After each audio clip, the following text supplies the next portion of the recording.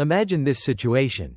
Your wife flies to Rome together with her ex-boyfriend and sends you a short message. Relax. I'll be back in a week. My name is John. I'm 41 years old. I'm not some 20-year-old kid anymore. My childhood is long behind me. I provided our family with a home, paid all the bills, and fulfilled every responsibility expected of a decent husband. And now I'm staring at those words, feeling as if someone suddenly knocked all the air out of my lungs. In the airport selfie, she's smiling broadly. Her ex is standing behind her in the frame, and all of a sudden, I feel like nothing more than a doormat by the front door, the guy who keeps the utilities paid and the lights on. That was the moment something inside me cracked. I realized that I was no longer her partner. I was her backup plan. If you're a man who has ever felt something like this, hit subscribe, stay with me until the end, and write in the comments what you would do in my situation. Before that message from the airport, before Rome, before her ex, and before the word, relax, the word that made my blood start to boil, there was an ordinary summer evening on Pearl Street in Boulder. Jessica was standing next to a small cafe, laughing a little too loudly at some joke the barista had made. She looked light, radiant, the kind of woman every man notices and immediately thinks, she's out of my league. I was walking past in work shoes and a plain shirt, the typical quiet, stable guy no one really looks twice at. But she noticed me. She asked about the book I was holding. We spent an hour talking about everyday things, though in reality, we were discussing something deeper and more meaningful. On our second meeting, she casually used the word, forever, as if it were just another phrase. I should have been cautious right then. Instead, those words hit me straight in the heart. That evening, we took a photo beneath the string lights on Pearl Street. Her smile looked warm enough to light up the entire city. I set that photo as my phone wallpaper for years. Back then, I truly believed in us. I was convinced we were a real team, that we were building a shared future together. So the next step felt natural. We promised each other, forever. Our wedding didn't look like a fairy tale. No grand palaces or luxurious carriages. A modest church, a small group of friends, my brother in a cheap suit cracking jokes, her parents crying in the second row. Everything looked simple and sincere. At least, that's how it seemed to me at the time. I stood there in a rented tuxedo, my palms damp with nerves, promising Jessica that I would always be there for her. In sickness and in health. In joy and in sorrow. All the traditional words, but to me, they carried real weight. I grew up in a family where people left. I swore to myself that I would never become that kind of man. I got a job as a systems engineer. A reliable position. A decent income. Nothing glamorous. But month after month, I kept the lights on. I stocked the fridge. I made sure there was a roof over our heads. That became my way of expressing love, reliability. Jessica would hug me in the kitchen and say, I appreciate your stability, John. You're my rock. I clung to that sentence like a sacred relic. I genuinely believed our wedding vows meant the same thing to both of us. I promised never to leave her. And now, sitting here and staring at that selfie from Rome, that promise no longer feels like love, it feels more like a chain I wrapped around my own neck. For a while, married life followed its usual rhythm. Bills, work, takeout on Fridays. And then Luke entered our lives. Not physically, in conversations. At first, it was small things. Luke loved this place, she'd remark at a restaurant. Luke was really into this band when a song played in the car. I didn't pay much attention. Everyone has a past, right? One evening, I was looking for a charger in her drawer and found an old strip of photos hidden inside a notebook. Jessica with some guy, younger, more carefree, kissing between frames. She walked into the room, saw the photo in my hand, and froze for a moment. That's just Luke, she said with a shrug. We're just friends now. Relax. Something tightened in my chest. A small wave rolled through my stomach, whispering, something isn't right. But then she smiled. That same Pearl Street smile. Wrapped her arms around my neck, and changed the subject. The thing is, when you're in love, red flags don't look dangerous. They look like something that will sort itself out later. So I chose to trust her. That was the first time my heart doubted, and I ignored the signal. After Luke's name came his presence. Jessica started coming home later. Not outrageously late, just late enough to sound reasonable. Stayed late at work. Coworkers wanted to grab a drink. You were busy, I didn't want to bother you. On paper, it all made sense, unless your intuition had already started to wake up. Her phone was always face down. Brightness turned all the way down. Notifications silenced. Whenever the screen lit up, her hand moved too fast. One evening, I said, "I'm not trying to spy on you. I just want transparency. Nothing more." She didn't get angry. She didn't even argue. She only gave a faint smile and replied, "John, you're imagining things. Don't be so melodramatic." Then she turned back to her phone, as if the discussion were already over. The phrase, "don't be melodramatic," hit harder than she realized. Because I wasn't shouting. I wasn't making accusations. I was simply a man asking his wife to look him in the eyes and be honest. After that, silence settled over the room. The television was on. Phones in our hands. Two people in the same home who had already begun living separate lives. I kept telling myself it was temporary. Just a rough patch. But somewhere deep inside, something had already fractured. It happened on a Sunday afternoon. Dirty dishes in the sink, the TV murmuring softly in the background. Jessica suddenly said, "I feel trapped. Like I'm in a cage. I need to get out of here. I've always dreamed of going to Rome. I need to find myself again." I set the dish towel aside. "Okay," I said. "Then let's go together. You and me. We haven't had a real vacation in years." She shook her head, not even letting me finish. "No, John. Not we. I need to go alone." That word hit me square in the chest. Alone. Alone. She talked about fresh air, personal space, self-discovery. But the more she spoke, the more it felt like the problem was me. The person she needed distance from. I tried to smile, to show support, the way a good husband is supposed to. But I felt a cold blade slowly sliding between my ribs. People who are happy in their marriage don't beg to take a solo trip to Europe. That was the first moment when the word, alone, stopped sounding like self-care. It sounded like a verdict. After that, there were no explosive arguments. Something worse took its place. I started asking simple questions, not an interrogation, just an attempt to understand. "When are you flying? For how long? Where will you be staying?" Jessica rolled her eyes. She sighed with irritation. "John, you're suffocating me," she said once, without even looking up from her phone. "It's just a trip." That word again, just. Just a trip. Just feelings. Just me being too much. I felt heat rising in my chest. I wanted to say, "I'm your husband, not your jailer." But I swallowed it. I'm a grown man. I don't beg. One thought began looping in my head. You can't negotiate respect. So I stopped arguing and started paying attention. What time she came home. How often Luke's name came up. How quickly she turned her phone away when a notification appeared. There was no dramatic blow-up. Something worse happened. Two people falling silent for all the wrong reasons. The morning she left didn't feel like a fight. It felt like a dentist's waiting room. Too clean. Too quiet. The coffee was already made when I came downstairs. Steam rose from her cup, but she hadn't touched it. The suitcase stood by the door, its wheels pressing into the hardwood floor, as if it had been there for a long time. We moved around the kitchen, circling each other, careful, polite. She talked about flight schedules and layovers as if she were heading to a business conference. I noticed how she avoided my eyes. And then the moment came. She grabbed the handle of her suitcase and rolled it toward the door. That sound, plastic wheels scraping across wood. It burned itself into my memory. Permanently. She leaned in, briefly and indifferently pressed her lips to my cheek, and said, "Don't overthink it, honey. It's only a week." The door closed behind her with a soft click. And somehow the house became both larger and smaller at the same time.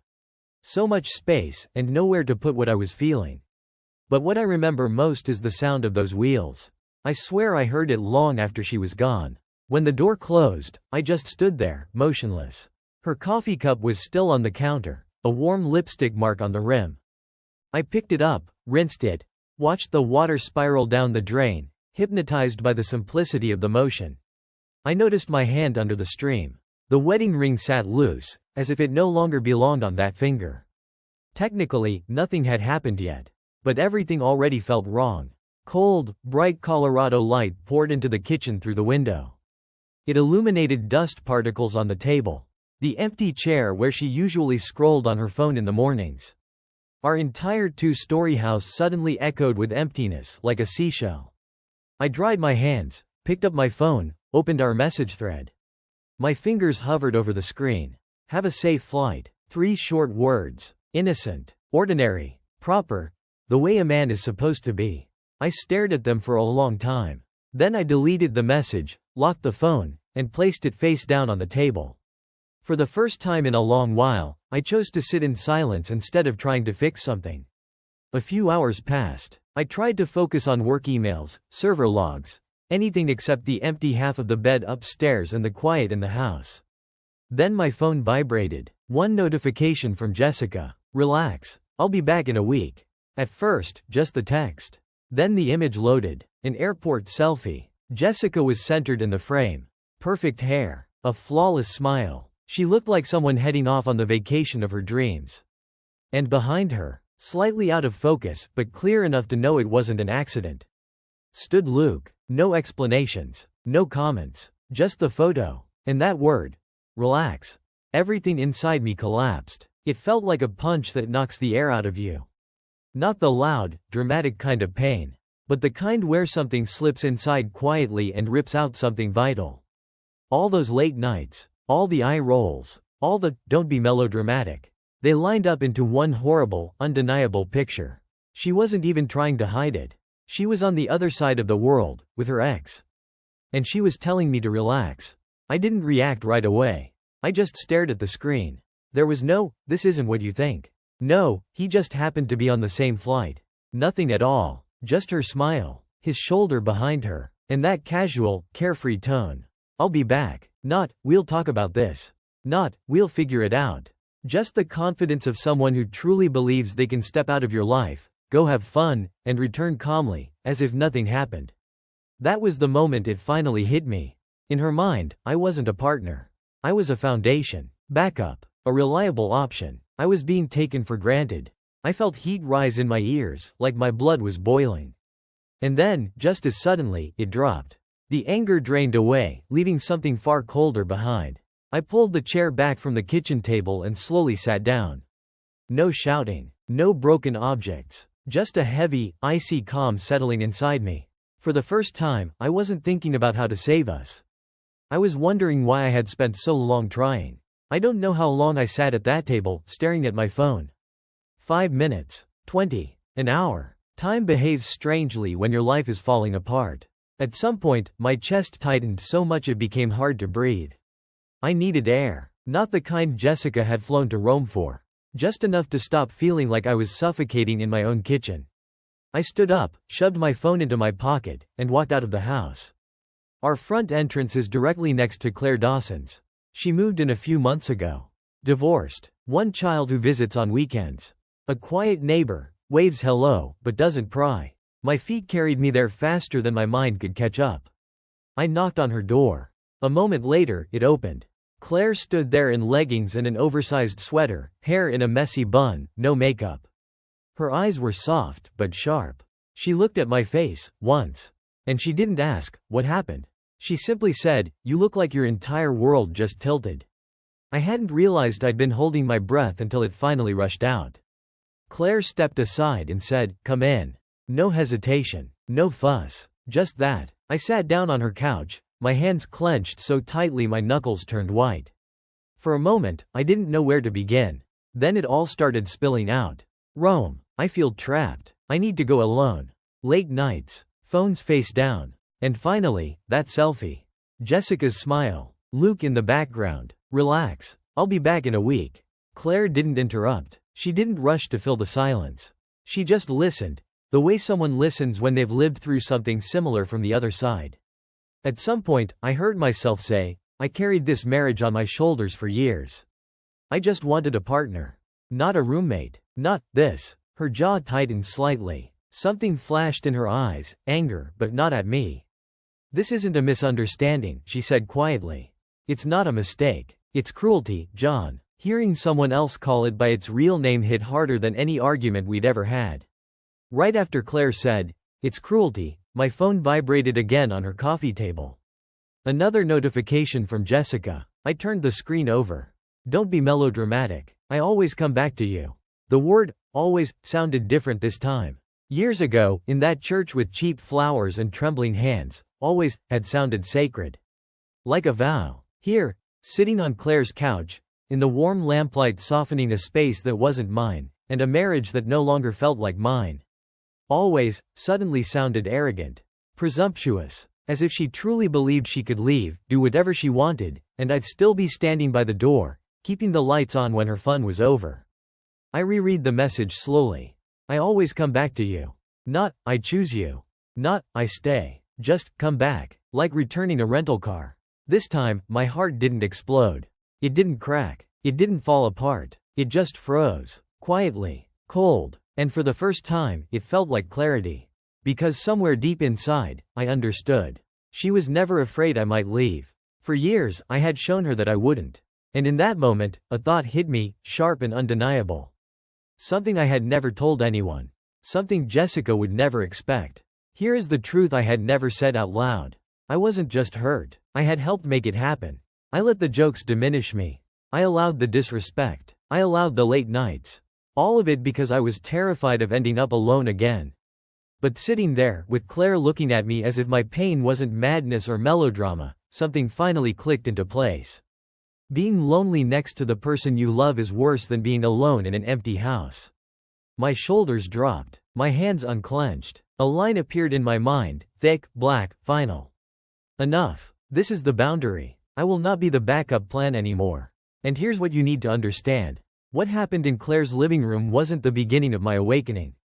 It was confirmation. Because a month before Rome, before the suitcase by the door, before the airport selfie where Luke smiled like he was in control, I had already heard the warning bell. I visited a lawyer's office in downtown Denver. Not to file paperwork, not to threaten anyone, just to understand what happens when a man feels the ground under his marriage starting to crack. He explained everything. What would happen to the house? What qualifies as marital property?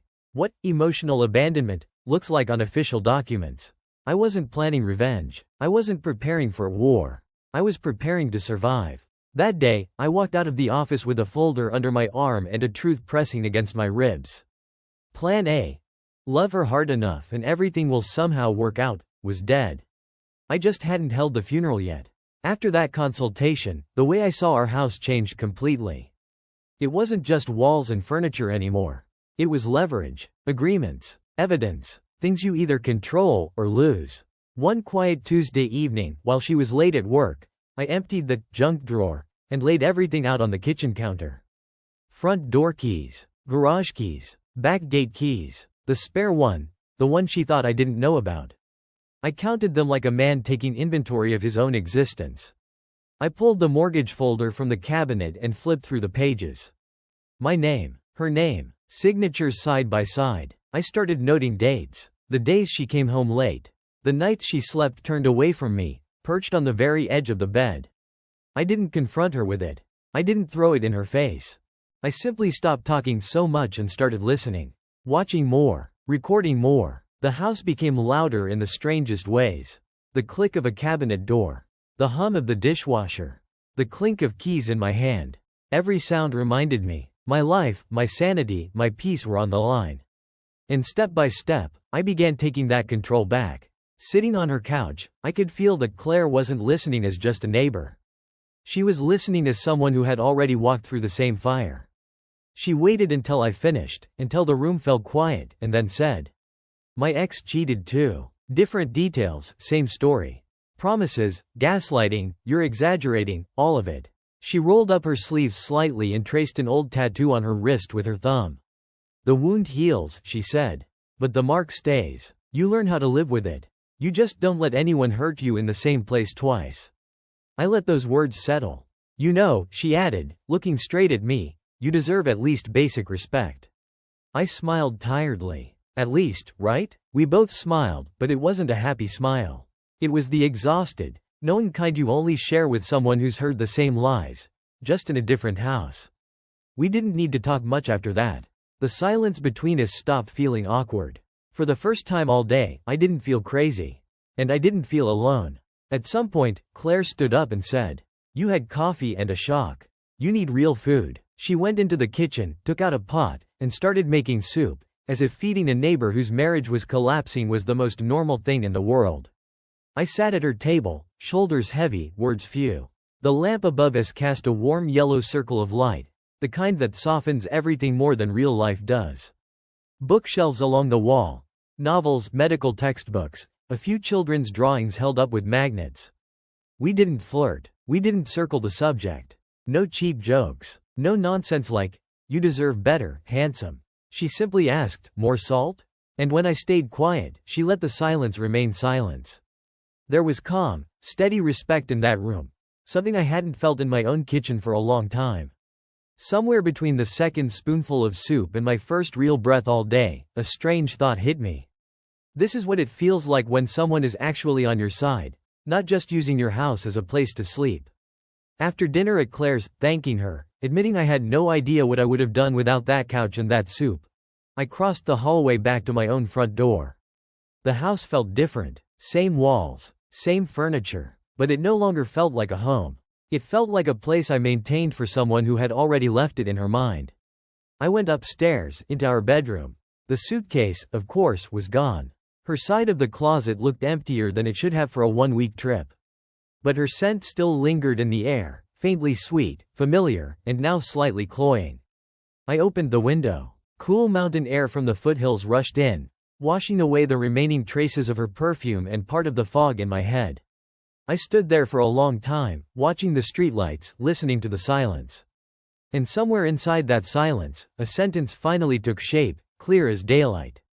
I am not a doormat. Not a safety net. Not a backup plan. Not the man people step on, expecting to find him in the same place when it's all over. I lay down in that oversized bed, not because I felt okay, but because I knew one thing for certain. This version of me was finished. The next morning, my body woke up before my mind. I opened my eyes and saw her empty side of the bed, the faint indentation in the pillow where her head used to be. For a moment, the old panic tried to return. But then yesterday's thought came back, like a line drawn with permanent marker. I am not a doormat. So I did what I know how to do when everything spins out of control. I went back to the fundamentals. I got up, made coffee, fed the dog, opened my laptop at the kitchen table. The servers still needed monitoring. Tickets still needed to be closed. The world didn't care that my wife was in Rome with her ex. A systems engineer still had to keep systems running. And strangely enough, it helped. I answered emails, reset a password for someone in accounting, quickly checked a node that was acting up. It sounds ridiculous, but those small wins reminded me. I still have value. I still show up. I still do what I say I'll do. When I closed the laptop for a break, my posture was a little straighter. I wasn't okay, but I was standing. In my mind, another sentence appeared alongside the first. I stand my ground. Whatever storm she brings back with her, I won't let it wash me away. When I stopped chasing her, her tone changed. At first came the cute little updates. A photo of a croissant, a blurry picture of the Colosseum.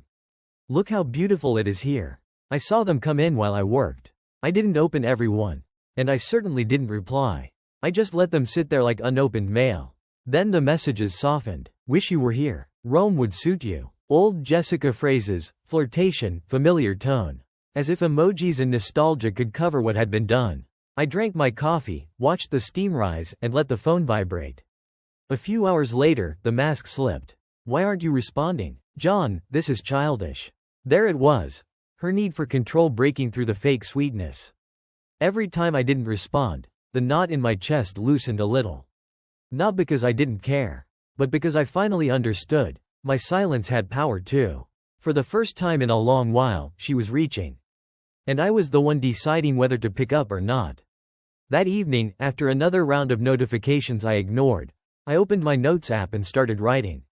Not to send it, just to see the words in black and white. You can't negotiate respect. I wanted a partner, not a roommate, not a tourist who drifts in and out of my life. I wrote more. I kept a roof over our heads. You don't get to burn it down and then act surprised when I walk out of the smoke. I reread it and felt something solid in my chest.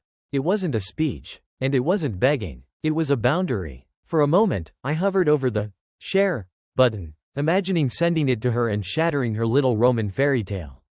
Then I stopped. I selected everything and hit delete, not because I didn't mean it. I did, completely, but because I didn't want to spend those words on someone who had already shown me what I meant to her. I wanted to keep those sentences for myself, for my next step, not for the next argument. In that moment, I made a quiet decision. No more debates. No more justifying basic respect. From now on, I wouldn't explain my worth. I would act like I had it. Her next message showed me, once and for all, who I was to her. We're fine. Stop being dramatic. Not, I'm sorry. Not, let me explain. Just that. As if the problem was me. As if my pain was an exaggeration she could manage from a hotel in Rome.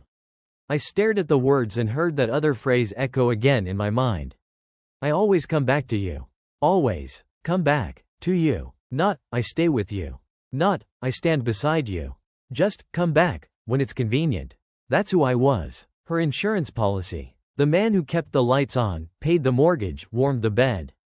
So she could go, feel alive, with someone else, and know she still had a soft place to land. For the first time, my heart didn't break. It straightened. I looked at the screen, let the anger rise and settle. And said out loud, in the empty kitchen, enough means enough. Not a threat. Not a performance. Just a decision. When I say, enough, I don't mean I suddenly turned into some impulsive, unhinged guy flipping tables. I went back to a day most people in my life don't even know about. A month before Rome, before the suitcase, before the word, alone, started hanging in the air. I was sitting in a law office in downtown Denver. Neutral carpet, quiet hallway, windows overlooking a gray, colorless city. The lawyer walked me through everything. How to protect myself if things went bad. What changing the locks actually means. What legally counts as shared property. Which evidence matters, and which doesn't. I listened, took notes, didn't cry, didn't get angry. I just absorbed it. As I was leaving the office, I paused with my hand on the door handle and realized something important. Plan A. Loving her hard enough until everything somehow worked out, was already dead. I just hadn't been brave enough to admit it. I stepped out into that flat, washed out light and thought, all right. Plan A died quietly. Plan Me begins. Not because I stopped believing in marriage, but because I finally started believing in myself. The moment I acknowledged that Plan Me was active, my mind turned into a task list. Not a revenge list, a survival list. Call a locksmith. That was near the top, not today, but soon. I saved the number anyway. Next. Gather everything legally important, the marriage certificate, mortgage paperwork, insurance policies. I pulled them from different drawers and closets and put them all in one place, like quietly packing a parachute no one else knew existed. I cleaned up my work corner in the living room, sorted old bills, removed shared passwords from sticky notes. It was boring, invisible work. But with each small task, I felt a tiny piece of control slide back into place. For years, I had been reacting to Jessica, to her moods, her needs, her drama. Now I was acting for myself. On the outside, nothing changed. No slammed doors. No broken dishes. But underneath it all, a low, steady calm began to grow. The kind that shows up when you realize you're no longer just holding on. You're steering. Sometime that week, after another batch of empty notifications from Rome, I caught myself crossing the yard again. This time I wasn't falling apart. I just didn't want to sit in that house alone with my thoughts and her lingering sense. Claire opened the door before I could knock a second time. "Are you okay?" she asked. I thought about lying. About the standard, "Yeah, I'm fine, we men are trained to give." Instead, I shrugged and said, "I'm getting there." She nodded, like that was the right answer. No interrogation. No digging. She simply stepped aside and let me in. We sat at her kitchen table, 2 mugs, 2 adults, no script. She asked about work, not about Jessica.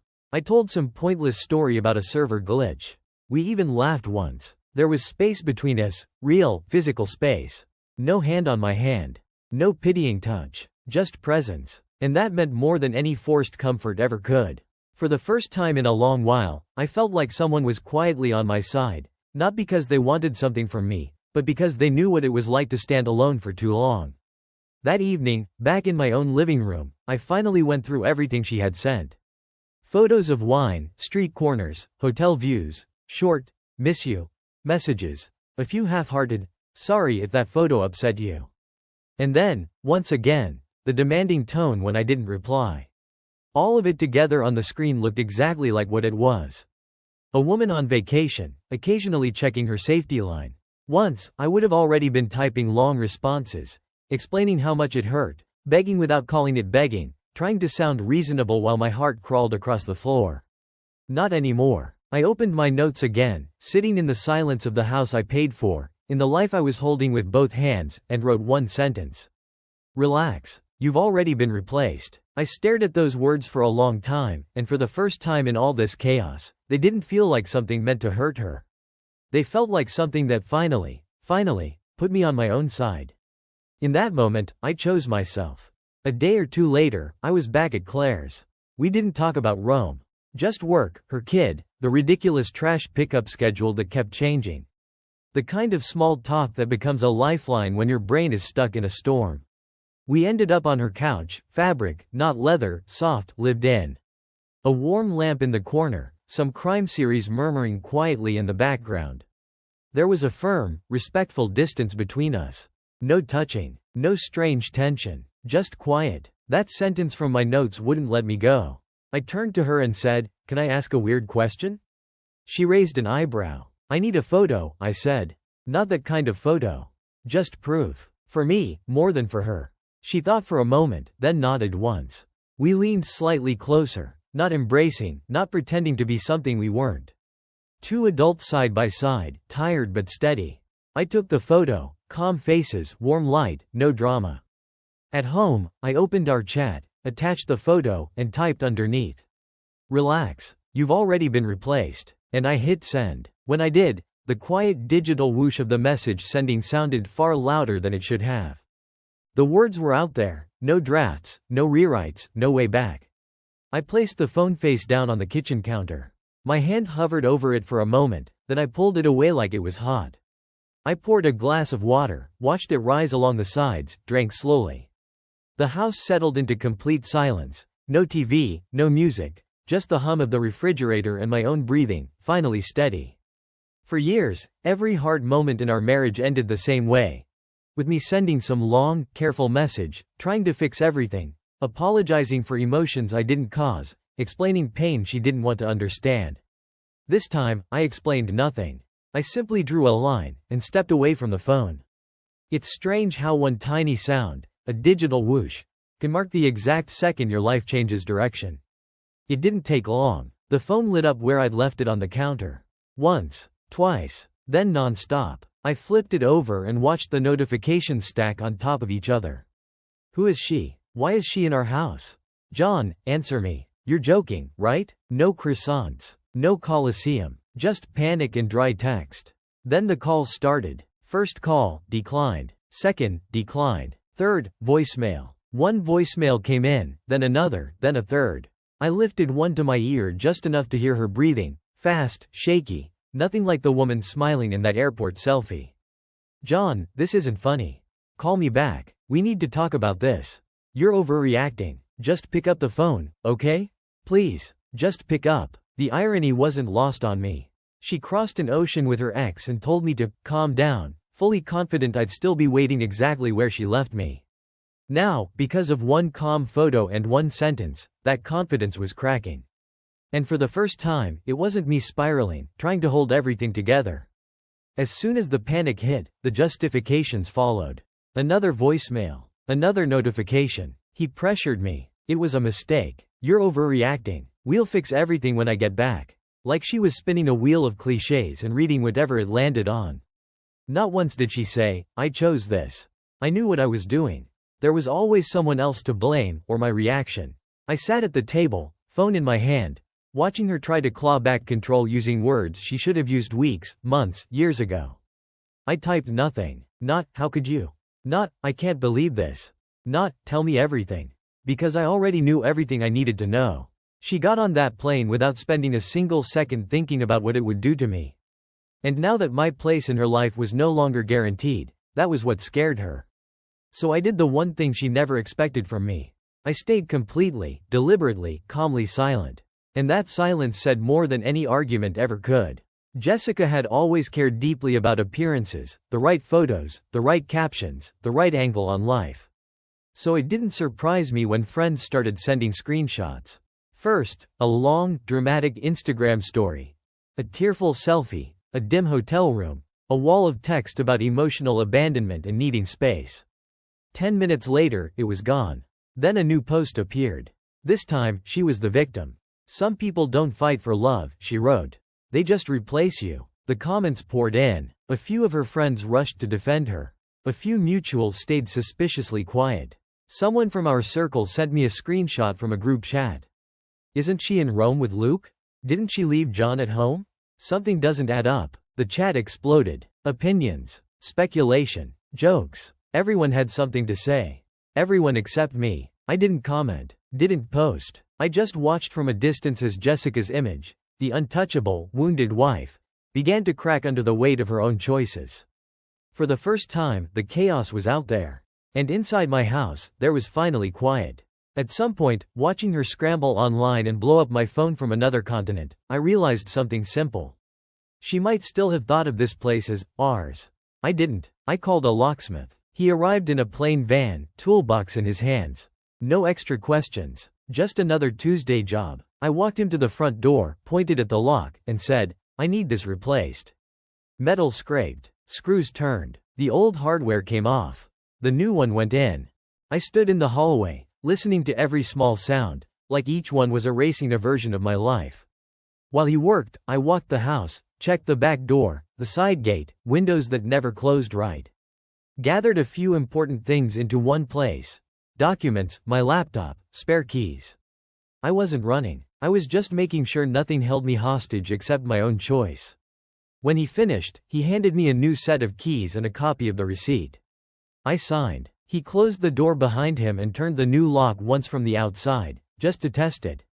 That sharp, clean click was the sound of me taking my life back.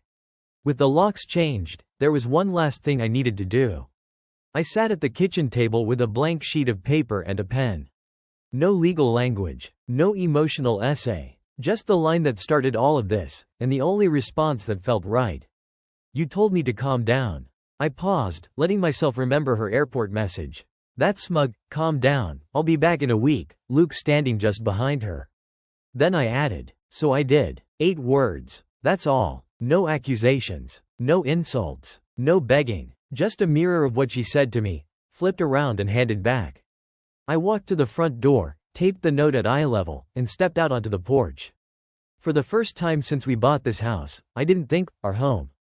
I thought, my house. The paper fluttered slightly from the air moving through the hallway, then went still.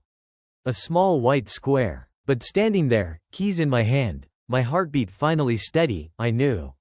This wasn't a message. It was a verdict. The day Jessica came back, the weather was obnoxiously perfect. Blue sky over Boulder. Sun on the foothills. The kind of day we used to call, too nice to waste. I saw the taxi before I saw her. It pulled up like any routine airport drop-off. The trunk opened. The driver set her suitcase on the sidewalk. She stepped out last. She didn't look like the woman from the Rome photos. No glow. No spark. Just swollen eyes, smeared makeup, and slumped shoulders, like the suitcase handle was the only thing holding her upright. From where I stood on the driveway, slightly off to the side, I watched her drag the suitcase toward the house. Muscle memory kicked in. Her right hand reached for the familiar spot on the doorframe. Her fingers went to the handle she'd turned 1,000 times. She inserted the key. Nothing. Her brow furrowed. She tried again, harder. And then she finally looked up and saw it. The white sheet of paper taped to the door, right at eye level. You told me to calm down. So I did. Her eyes widened. And in that moment, I saw it register. For the first time, she was the one locked out of my life. She read the note once. Then again. Her lips moved like she couldn't believe the words were real. And then she just broke. Jessica sank down onto the front steps, suitcase beside her, and started crying. Not pretty. Not the delicate, Instagram-filtered tears. These were heavy, convulsing sobs that echoed off the porch. I stood a few yards away in the driveway. Claire was beside me. She didn't touch me, didn't cling. She was simply there, arms folded, jaw tight, eyes steady. A witness. We stayed silent. Jessica finally lifted her head and saw us. Her gaze darted from me to Claire and back again, trying to measure distance, meaning timing. John, she breathed through tears. Please, we can talk about this. Please don't do this. Please don't leave. Once, that sound would have shattered me. I would have rushed to her, sat beside her, comforted the very person who broke me. This time, I didn't move. My breathing stayed even. My feet stayed planted. My heart hurt, yes. but it didn't collapse. In that moment, I understood something important. She could fall apart on those steps. But I didn't have to fall with her. Please don't go. We can talk about this. Jessica sobbed, gripping the edge of the step like it was the only thing keeping her from slipping out of the world. I looked at her for a second. Every late night, every eye roll, every, "you're overreacting," that stupid airport selfie with Luke. It all flashed through my mind in one clean frame. "We had time to talk," I said quietly, evenly. "You just chose to talk to him." She shook her head hard, hair sticking to her cheeks. "That's not how it was. I made a mistake. We can fix this." I cut her off. "I was here," I said. "I kept the lights on. I did my part. I tried. For years." Her eyes searched my face for the old version of me. The one who would break, who would accept any scrap of attention she threw his way. He wasn't there. "I'm not your backup plan, Jessica," I finished. "Not anymore." I held her gaze for another second, then turned away. No speeches. No dramatic exit. Just a man finally cutting the rope he'd been strangling himself with. Claire didn't say a word when I turned from the porch. She simply walked beside me as I headed down the driveway. We didn't rush. We didn't look back. The sun was dropping behind the foothills, painting the sky with that soft Colorado gold that only lasts a few minutes each day. I'd seen that view hundreds of times, taking out the trash, grabbing the mail. It had never felt like this. For the first time in a long time, my chest felt light. Not happy. Not yet. But unchained. This wasn't about replacing Jessica with someone else. Claire wasn't a prize I'd won. She was just there. Calm. Respectful. Proof that not every connection has to hurt. The real shift happened inside me. I wasn't staying out of fear anymore. I wasn't begging to be chosen by someone who had already chosen someone else. The words settled in my mind and didn't leave. Better to be alone than disrespected in your own home. We reached the end of the driveway. Cars passed. A dog barked somewhere down the street. Life just kept moving. And for the first time, the loudest thing in my world was a quiet freedom, the freedom to finally choose myself. If you're still here, listening, and you've been betrayed, hear this clearly. Your loyalty was never the problem. The problem was giving it to someone who treated it like a guaranteed safety net. For years I thought that if I showed up, paid the bills, kept a roof over our heads, she'd see my worth. Instead, I became a doormat. A safety net. The man she assumed would always be waiting when the fun was over. If any part of my story feels painfully familiar, hear this.